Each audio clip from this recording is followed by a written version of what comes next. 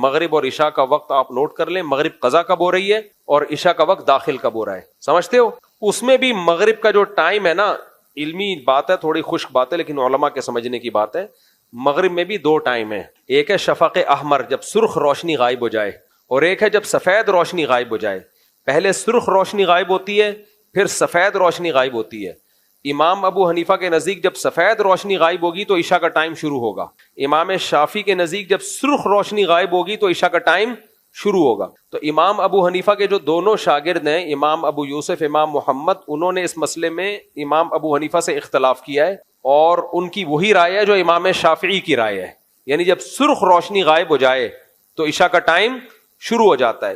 اور دلیل کے لحاظ سے بھی یہ قول چونکہ زیادہ مضبوط ہے, اس لیے فقہ حنفی میں اس موقع پر بھی امام ابو حنیفہ کے قول پہ فتویٰ نہیں ہے, بلکہ فتویٰ صاحبین کے قول پر ہے, یعنی امام ابو حنیفہ کے جو شاگرد ہیں امام یوسف اور امام محمد, کیونکہ حدیث میں اس قول کی دلیل زیادہ مضبوط ہے.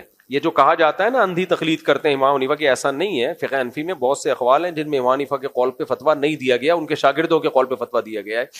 تو لیکن ہمارے ہاں جو نقشے بنے ہوئے ہیں نا عشاء کی نمازوں کے, وہ امام ابو حنیفہ کے قول کے مطابق بنے ہوئے ہیں, سمجھ رہے ہو؟ کیونکہ اس میں احتیاط ہے, کیونکہ تمام ائمہ کے نزدیک عشاء کا وقت داخل ہو چکا ہوتا ہے. تو احتیاط تو اسی میں ہے کہ آپ جب سفید روشنی غائب ہو تب پڑھیں, یہ ٹائم دیر سے شروع ہوتا ہے, تو اس میں سب کے نزدیک عشاء کی نماز کا وقت شروع ہو جاتا ہے.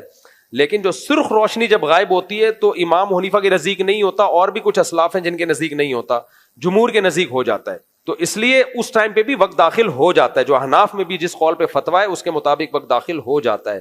تبھی مفتی رشید احمد صاحب رحمہ اللہ نے جو نقشے چھاپے ہیں نا عشاء کی نماز کے, ان میں عشاء کی نماز کا وقت ان وقتوں سے 10-15 منٹ پہلے داخل ہو رہا ہے, تو اس میں بھی کوئی نماز پڑھ لے گا ہو جائے گی. تو سفر میں اسی میں آسانی ہے, تو اس لیے سفر میں جب ایپلیکیشن ڈاؤن لوڈ کریں آپ تو اس میں بھی عشاء کا وقت بھی فقہ شافعی کے مطابق رکھیں. تو وہ ہے تو کہنے کو فقہ شافعی, لیکن وہ فقہ حنفی بھی ہے.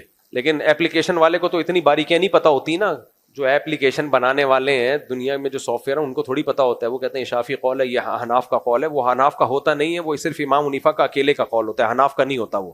تو اس لیے وہ اس میں فقہ شافعی کے حساب سے عشاء کا ٹائم اور فقہ شافعی کے حساب سے عصر کا ٹائم. تو اب کیا ہوگا کہ جو ٹائم مغرب کا ختم ہو رہا ہے, مثال کے طور پر 6:30 پہ مغرب کا ٹائم ختم ہو رہا ہے, تو آپ نے 6:25 پہ 3 فرض پڑھ لیے مغرب کے, اور جیسے ہی عشاء کا ٹائم داخل ہوا اسی وضو سے آپ نے فوراً عشاء پڑھ لی. تو سفر میں یہ کیا جا سکتا ہے, اور بیماری میں بھی یہ کیا جا سکتا ہے. بیماری کا مطلب گھر میں کوئی بوڑھا ہے جس کو بار بار وضو کرانا مشکل ہے. اب بوڑھے لوگوں کو یا بیمار کو, مریض کو وضو کرانا بہت مشکل ہوتا ہے, تو پھر اس کی بھی ایک وضو سے 2 نمازیں نمٹایا کریں.